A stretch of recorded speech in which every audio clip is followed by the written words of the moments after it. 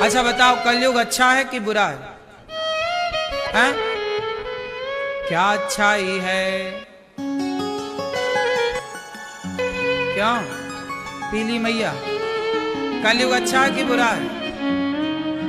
हैं? बुरा? ये मैया बताओ क्या है कलयुग? कलयुग अच्छा कि बुरा? पीली मैया,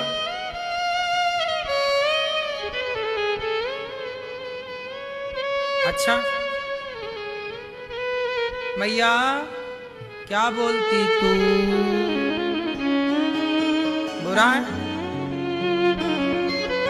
कलयुग कैसा मैया, अच्छा कि बुरा? बोलो। पीछे वाली मैया, लाल मैया, वीडियो वाली भैया, कलयुग अच्छा कि बुरा है? कलयुग बहुत अच्छा है। कैसे आदमी हो, कलयुग में रह के कलयुग की बुराई कर रहे हो? देख लेगा कलयुग। कलयुग बहुत अच्छा है। क्या अच्छा है? कलयुग में लाख बुराइयां हैं, पर एक अच्छाई है कि भगवान का नाम लेने वाला यूं ही भवसागर से पार हो जाता है बिना प्रयास के। कलयुग केवल नाम आधारा, सुमरी सुमरी नर उतरही, कृते अध्यायते विष्णुम त्रेतायाम यजतो मखई, द्वापरे परिचर्यायाम कलौ केशव कीर्तनार्थ। कलयुग में केवल भगवान के नाम से लोग भवसागर पार हो जाते हैं। कलयुग में बुराइयां हैं, पर हमारे लिए एक अच्छाई ये है कि कुछ ना आए तो नाम जपो, इसी से पार हो जाओ। सतयुग त्रेता में यज्ञ जप तप करने से जो गति होती थी, वही गति कलयुग में केवल भगवान का नाम जपने से हो जाती है, चाहे वो अज्ञानी हो, मूर्ख हो या ज्ञानी। इसलिए नाम जपो मैया। कलयुग बहुत अच्छा है। कलयुग इतना अच्छा है कि देखो, हम लोग कथा सुन रहे हैं कलयुग में। मैया, ओ कलयुगी मैया, देखो पंचायत चल रही है मस्त। ए मैया, हो गई पंचायत? कलयुग केवल नाम आधारा, सुमरी सुमरी नर उतरहि पारा। कलयुग बहुत बढ़िया। कलयुग कहाँ रहता है? कहाँ? कलयुग, कलयुग कहाँ? अभी कौन से युग में हैं आप लोग? कलयुग कहाँ रहता? सब जगह कलयुग नहीं रहता। द्यूतम पानम स्त्रियः सूना यत्रा धर्मश्चतुर्विधा। कलयुग कहाँ रहता? जुआ। जहां जुआ है वहां कलयुग है। तुम्हारा पति जुआ खेलता होगा तो कलयुग ले आता होगा घर में। पानम, जहां शराब है वहां कलयुग है। जहां स्त्रिया, जहां पर स्त्री पर पुरुष का संग है वहां कलयुग। जहां मांसाहार है वहां कलयुग। और जहां बेईमानी से कमाया गया धन है वहां कलयुग। आप बेईमानी नहीं करते, आप पराई स्त्री पराई पुरुष को नहीं देखते, आप जुआ नहीं खेलते, शराब नहीं पीते, आप मांस नहीं खाते, तो आपका कलयुग कभी कुछ नहीं बिगाड़ सकता। कलयुग सब जगह नहीं है।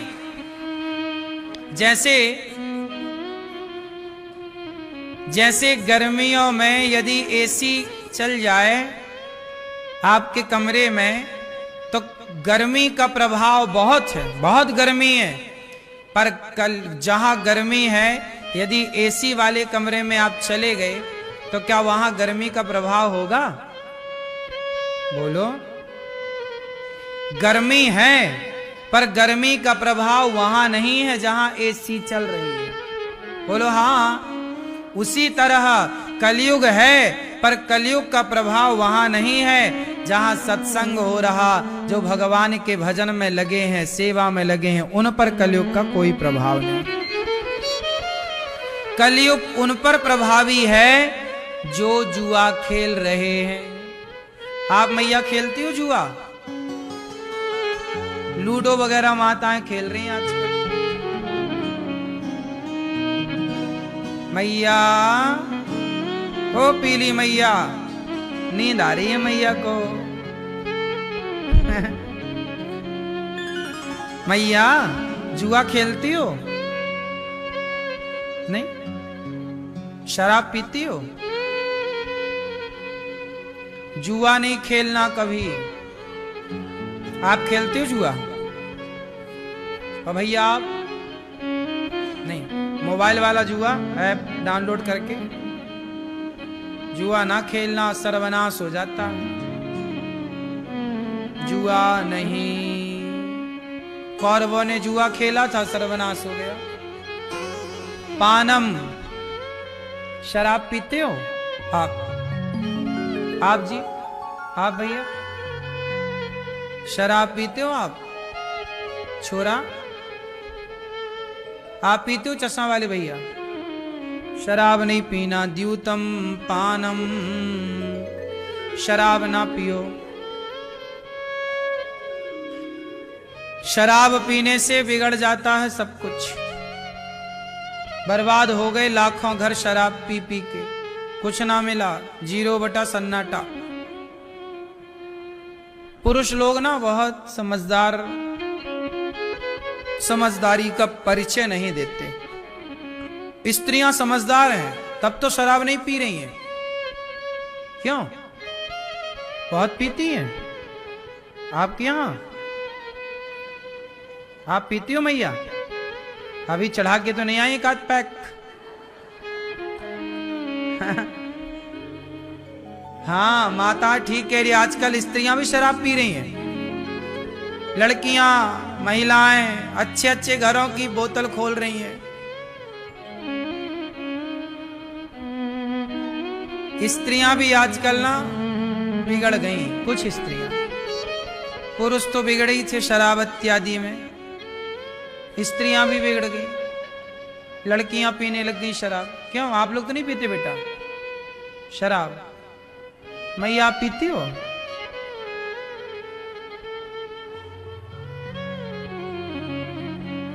लाल मैया पीती हो शराब? मैया आप, हे मैया,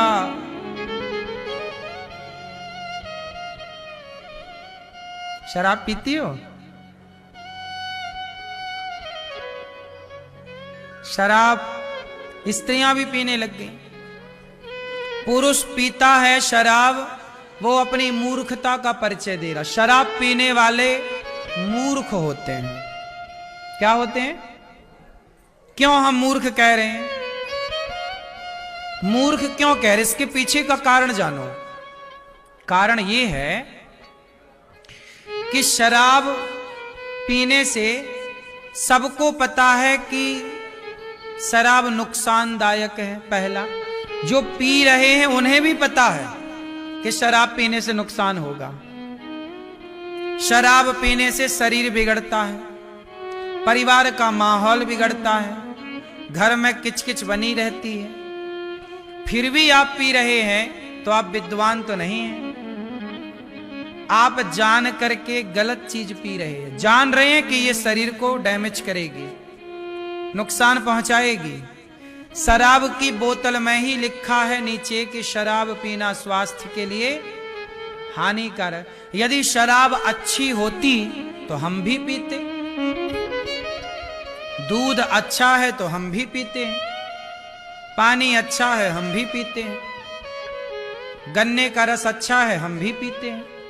हम गन्ने का रस पीने को तो मना नहीं कर रहे हैं, आम का रस पीने को तो मना नहीं कर रहे हैं, अनार का रस पीने को तो मना नहीं कर रहे हैं। अनार का रस तो हम भी पीते हैं, फलों का रस हम भी पीते हैं। आप भी पियो, दूध दही लस्सी पियो, छाछ पियो, बस शराब पीने का मना है। क्यों? क्योंकि शराब क्यों नहीं पीनी चाहिए, इसका सबसे बड़ा कारण, मैं भोपाल जेल में कथा सुनाने गया कैदियों को, तो जानते हो वहां क्या हुआ? भोपाल जेल में जो कैदी थे, लगभग 4000 कैदी थे सेंट्रल जेल में। वहां मैंने कैदियों के बीच में ही मैं रहा, 7 दिन में वहीं रहा, जेल के भीतर कैंपस में। वहीं कैदियों से मैं रोज मिलता, पूछता मैं कैदियों से कि भैया तुम जेल कैसे आ गए, क्या गलती हुई? कोई बोला मैंने बलात्कार किया, कोई बोला मैंने चोरी की, कोई ने कहा मैं डाका डाला किसी, सब प्रकार के क्राइम थे, अपराध थे। मैंने पूछा कि अपराध आपने क्यों किया? तो सारे कैदियों ने बोला कि गुरुजी हमने शराब के नशे में ये गलती की। किसी ने मर्डर किया, किसी ने बाप को ही मार दिया, किसी ने पत्नी को मारा तो मर ही गई। कैसे मारा? शराब के नशे में मारा। मारा तो मर ही गए, जेल आ गए, आजीवन सजा। सारे आप मानो पूरे दुनिया में, भारत की मैं बात करूं, भारत में जितने जेल हैं और जेलों में जितने अपराधी हैं, ये सारे अपराधी 99% शराब के नशे में इन्होंने गलतियां की। ये बात सही है कि गलत है? बोलो। तो आपकी पूरी जिंदगी अब जेल में कट रही है, ये समझदारी है? तो मैंने शराब पी ली 50 रुपए की, और शराब के नशे में किसी को मारा, मर गया, और तुम सारी एक 50 रुपए की शराब के कारण 20 साल का जेल चले गए, तो तुम समझदार रहे कि मूर्ख रहे? कि 50 रुपया की 100 रुपया की शराब के लिए तुमने अपना जीवन बिगाड़ लिया, तुम मूर्ख ही ना कहलाओगे? इसलिए मैं कहता हूं कि शराब पीने वाले मूर्ख होते हैं, जो 100 रुपए की शराब के लिए जिंदगी बिगाड़ लेते हैं। सही है सर? आज जितने भी बलात्कार हो रहे हैं, आज तक जितने भी बलात्कार हुए, देखा होगा आपने, सारे बलात्कारी शराब के नशे में थे। अधिकांश 99% आप देख लो।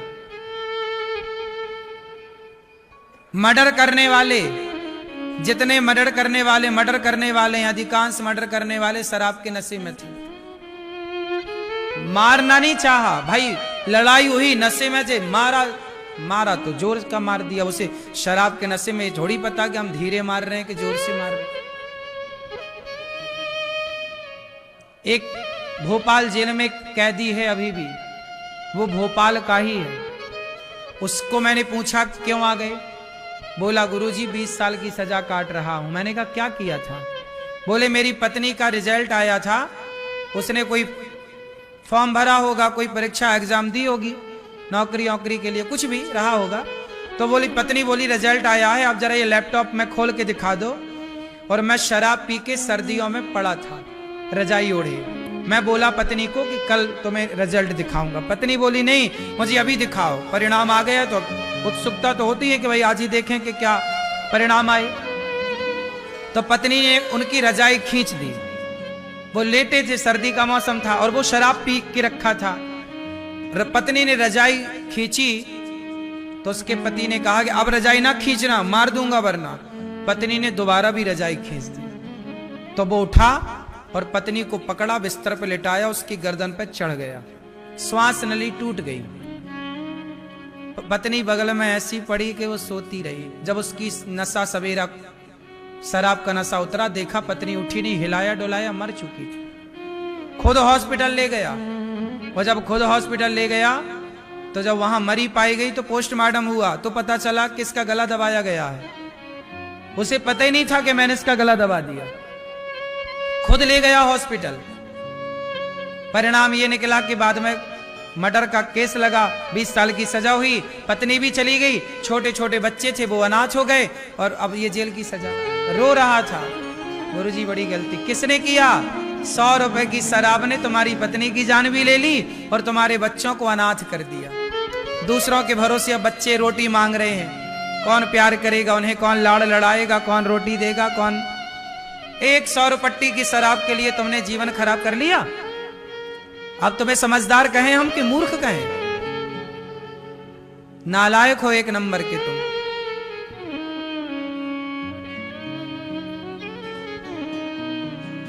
इसलिए शराब पीने से क्या होता है, कभी जेल में पड़े कैदियों से पूछना।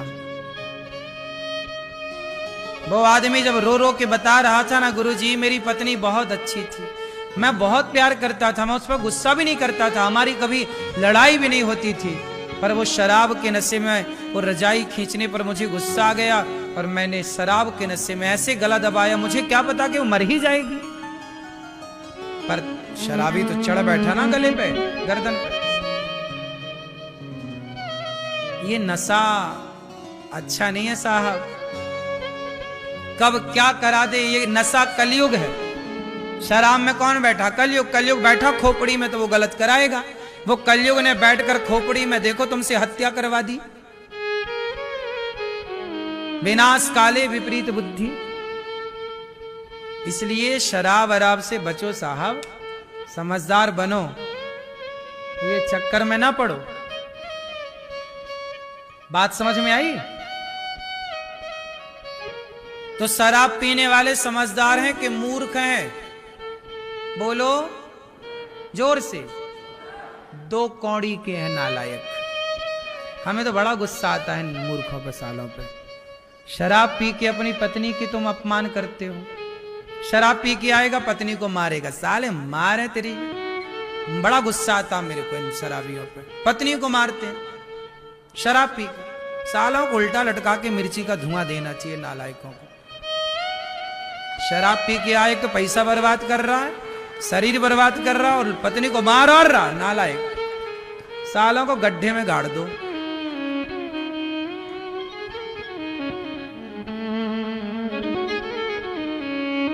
क्यों जी? पत्नी को मार रहा है, साले शराब तुम पियो, बर्बाद पैसा तुम कर रहे हो, पत्नी को मार रहा है।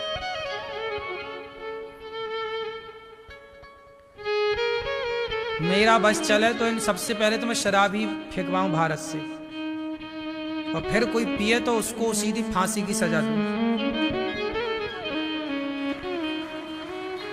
तुम नालायकों को जीने का, तुम शराब पी के भी तो मर ही रहे हो, और मर क्या रहे हो? पत्नी को और मार रहे हो, इसीलिए एक बार में ही मर जाओ, ठीक से मर जाओ। सालों को शराब के कुएं में डुबाऊं मैं, शराब का कुआं बनवा के डुबाऊं, उसमें पी, अब उसी में डुबा के मारूं। क्यों भाई? तुम शराबी लोग ना, तुम मर ही रहे हो, और तुम्हारे चक्कर में तुम्हारा परिवार और मर रहा है। हाँ या ना? तो तुम सब परिवार को मार डालोगे, इससे अच्छा तुम जल्दी मर जाओ। कम से कम तुम मर जाओगे तो जो पैसे बर्बाद हो रहे हैं वो बचेंगे, क्योंकि अब तुम्हारे जीने का भी कोई अर्थ नहीं है। तुम हो किसी काम के नहीं, निठल्ले निकम्मे हो गए हो। शराबी आदमी किसी काम का नहीं है, दो कौड़ी का। 100 रुपया 500 कमाएगा, 300 की पी जाएगा। 200 रुपया में क्या होगा? घर चलेगा क्या? पत्नी का रोटी बना लेगी क्या? बच्चों को कपड़ा पहना लेगी और क्या पढ़ा लेगी 200 रुपया में? एक बिहार में मैं गया कथा सुनाने, तो मैं घर में घुसा, एक बहन, मैं सबके यहाँ जाता हूँ गांव में, जब कथा सुनाने जाता हूँ तो सबके घर, एक मैया के घर गया, तो मैया, उसके बच्चे थे छोटे छोटे 2। बोली गुरुजी मेरा पति दिल्ली से लौटा है 9 महीने बाद, लगभग 9 महीने बताए थे, पुरानी बात हो गई। बोले 9 महीने बाद आया है। मैंने कहा कि 9 महीने बाद आया है तो बच्चों के लिए क्या लाया और क्या कुछ, ये घर, तुम घास की झोपड़ी थी उनकी, मैंने कहा पैसे लाए होंगे तो अपने लिए एक छोटा सा घर बनवा लेना, छत डलवा लेना। बोलिए गुरुजी 9 महीने बाद पति आया है, 1 रुपए नहीं लाया। अब बताइए मैं कैसे बच्चों को खिलाऊं, कैसे बच्चों को कपड़े पहनाऊं, कैसे पढ़ाऊं? खाने को तो चाहिए। अब पत्नी 2 बच्चे भी संभाले और बच्चों के लिए कमाए भी, तुम नालायक क्या करोगे फिर? कमाओगे और शराब पी जाओगे। 9 महीने बाद लौटा है। यदि 10,000 रुपए महीना भी कमा रहा है तो 9 महीने का 90,000 हुआ। क्यों जी? 10 के हिसाब से 90,000 रुपए में भी 90,000 भी घर लाता, चलो थोड़ा बहुत खर्चा करता, 80,000 भी लाता, 70,000, तो 70,000 में एक साल में दीवारें खड़ी कर लेता, अगले साल की 70,000 की कमाई में छत डाल लेता, छोटा घर हो जाता। लेकिन जब करोगे तो सब होएगा, और सारा पैसा तुमने कमाया उड़ा दिया, समझदार काहे के हो?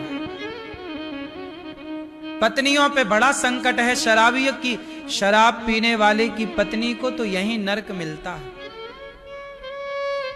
शराब पीने वालों की पत्नियां तो नरक में है। नरक क्या होता है शराब पीने वालों की पत्नियों से पूछ लो। घर का माहौल बिल्कुल नरक जैसा है, हाँ या ना? लेकिन ये आदमी बुद्धू समझते ही नहीं, कैसे समझाए साले को?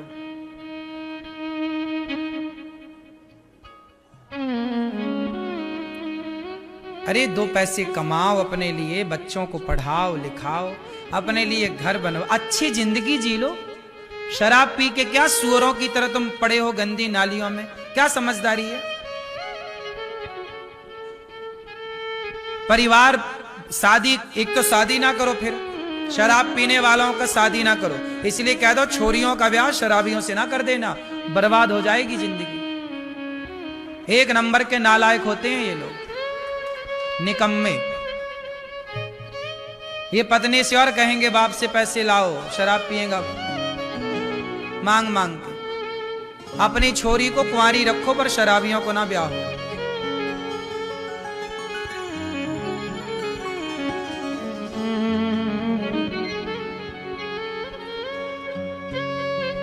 शराब पीने के बाद उसे फिर कोई नहीं दिखता, ना मां ना बाप ना पत्नी ना बच्चे।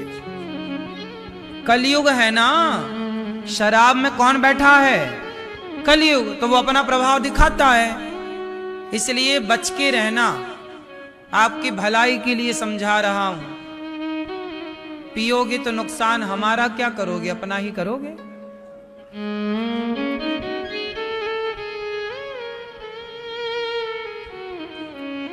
कलयुग का पहला ठिकाना जुआ, शराब।